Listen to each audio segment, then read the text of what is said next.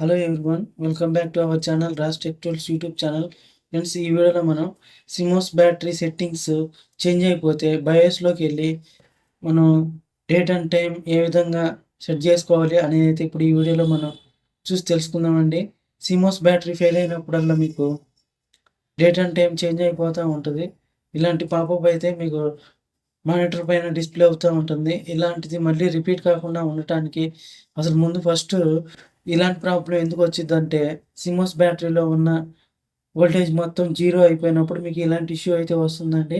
ఇప్పుడు అలాంటి ఇష్యూని మనం ఎలా సాల్వ్ చేసుకోవాలి అనేది అయితే ఈ వీడియోని ఎక్కడ స్కిప్ చేయకుండా లాస్ట్ వరకు అయితే చూసి తెలుసుకోండి.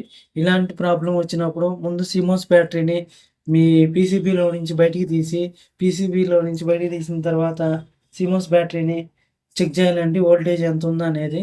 ఇప్పుడు నేను కూడా అదే చేస్తున్నాను ఫస్ట్గా. దీనికోసం అయితే నేను సిస్టమ్ని షట్ డౌన్ చేస్తున్నాను. షట్ డౌన్ చేశాను.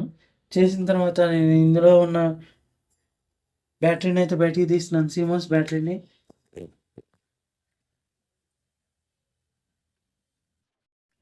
ఇవ్వండి, నేను సిమోస్ బ్యాటరీని బయటకి అయితే తీసాను. వోల్టేజ్ చెక్ చేద్దాం ఎంత ఉందో అనేది.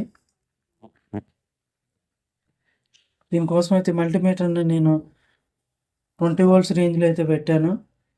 ఈ బ్లాక్ ప్రోప్ని మైనస్ పాయింట్కి, రెడ్ ప్రోప్ని పాజిటివ్కి కనెక్ట్ చేసి వోల్టేజ్ చెక్ చేస్తే ఇదిగోండి ఇక్కడ జీరో అని చూపిస్తుంది వోల్టేజ్.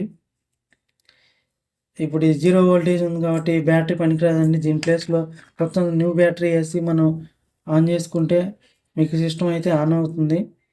ఇదిగోండి, దీన్ని చెక్ చేసినప్పుడు 2.84 అని వోల్టేజ్ అయితే చూపిస్తుంది. ఇప్పుడు చూద్దాం, నేను దీన్ని ఈ సిమోస్ బ్యాటరీని వేరే సిమోస్ బ్యాటరీని దీంట్లో వేసి ఇన్స్టాల్ చేస్తున్నాను. ఇంకో సిమోస్ బ్యాటరీ ఇన్స్టాల్ చేసిన అయితే సిస్టమ్ రన్ చేస్తున్నాను అండి.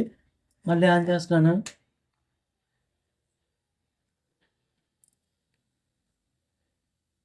ఇదిగోండి, నేను సిస్టమ్ ఆన్ చేశాను. మళ్ళీ విండోస్ అయితే లోడ్ అవుతుంది.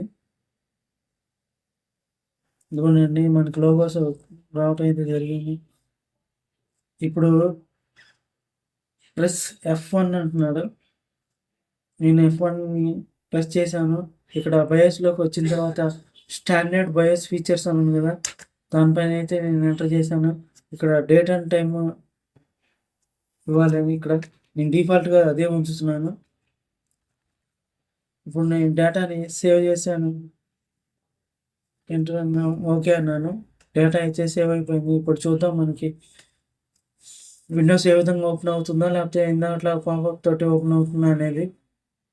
ఇదిగోండి, మనకి డైరెక్ట్గా విండోస్ అయితే ఆన్ అవుతుంది. ఎలాంటి పాపప్ మెసేజ్ కూడా ఏమి రాకుండా డెస్క్టాప్ పైన, మానిటర్ పైన మనకి ఇందాక వచ్చిన పాపప్ అయితే పోయింది.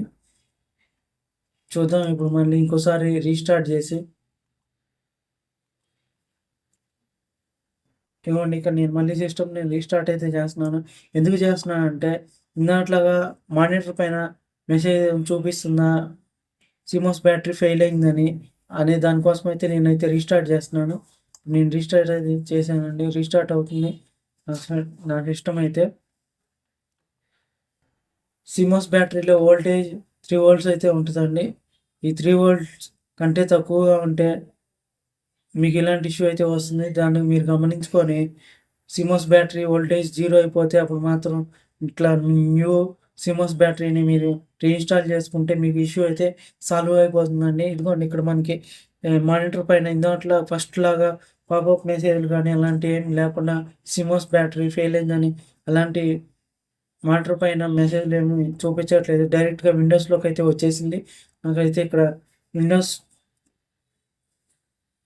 రెడీగా ఉంది ఆన్ అవటానికి.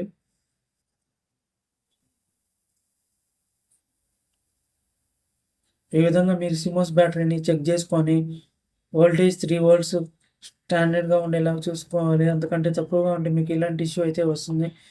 ఇదిగోండి, ఇప్పుడు నాకు సిస్టమ్ అయితే ఆన్ అయిపోయింది. ఇక్కడ డేట్ అండ్ టైం కూడా కరెక్ట్గానే ఉంది. ఇక్కడ అండి, ఇక్కడ నేను చూపిస్తున్న డేట్ అండ్ టైం కరెక్ట్గానే ఉంది కాబట్టి ఈ విధంగా మీరు సిమోస్ బ్యాటరీ ఫెయిల్ అయినప్పుడు సిమోస్ బ్యాటరీని చేంజ్ చేసుకొని ఇలాంటి ఇష్యూని అయితే మళ్ళీ రిపీట్ కాకుండా మీరైతే చేసుకోవచ్చండి సిమోస్ బ్యాటరీ రీప్లేస్ చేయటం వల్ల. ఇదే అండి ఈ వీడియో.